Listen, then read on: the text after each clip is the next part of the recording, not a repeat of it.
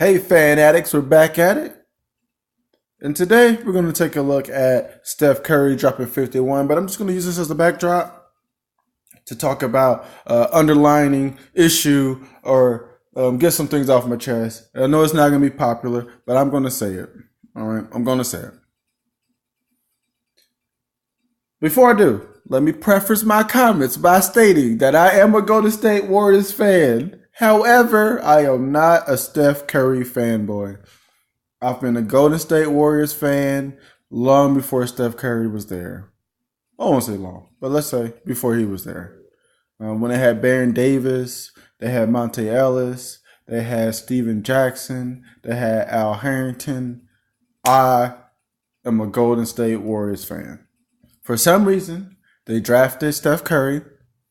Cool. The guy could shoot. Everything was good. And then it wasn't working between him and my favorite player, Monte Ellis. Monte Ellis to this day is still one of my favorite players. It is what it is. They traded Monte Ellis, my favorite player. They traded him.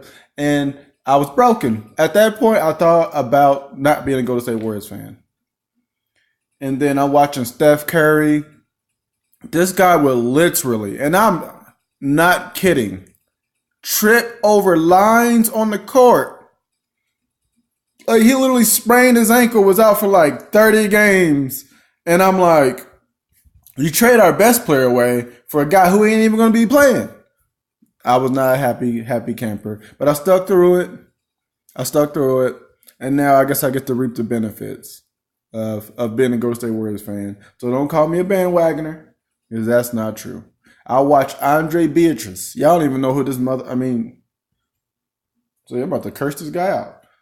Y'all don't even know who this guy is, but I watched this guy miss so many free throws. It was ridiculous. All right. So, and I just want to make that clear before you guys start calling me a Steph Curry fanboy and things of that nature. But here we go. Let's use the highlights as a backdrop. I talked enough.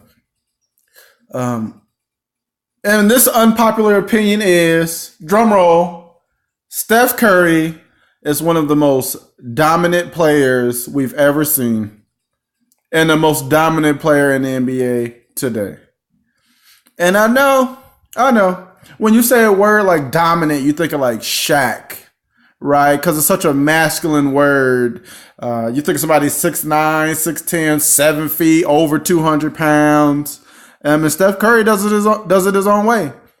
You think of somebody like LeBron, even Giannis, even though Giannis isn't dominant, but you think of somebody who's just physical, like a freak of nature. Steph ain't got that, but he is the ultimate weapon. Look at this guy. He literally just comes down, and you know he can shoot. Like, and a lot of these aren't uncontested. Look, this guy is just supremely talented.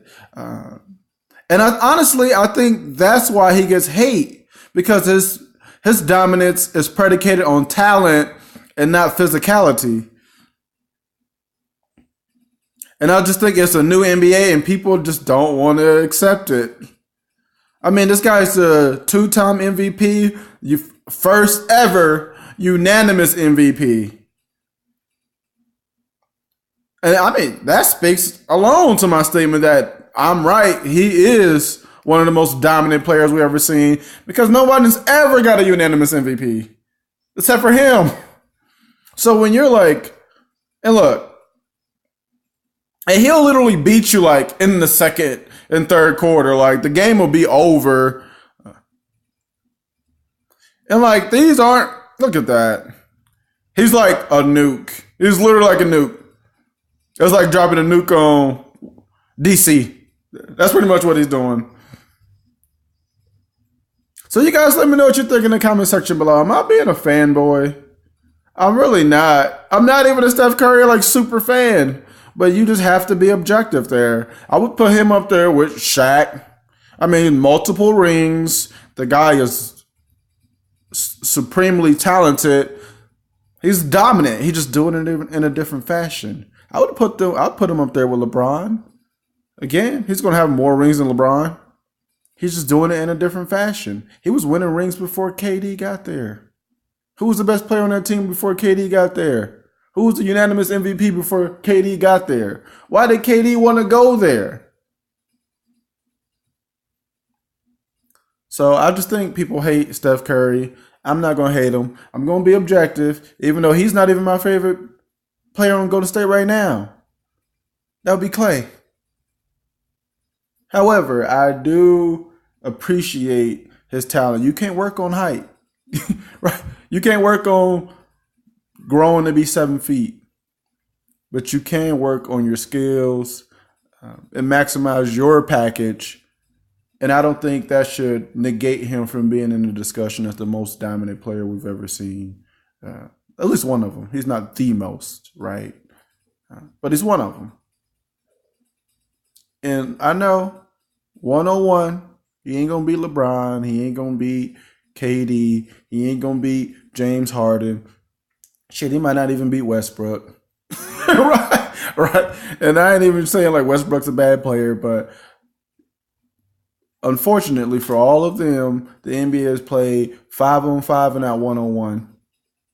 And this guy there's a new day and age. The game has changed. He's the ultimate weapon. And they need to figure out what to do with this guy. But I know what they need to do. Put some damn respect on his name. So you guys let me know what you think in the comment section below. Is Steph Curry the most dominant player in the NBA today? Let's hear it. Stay blessed.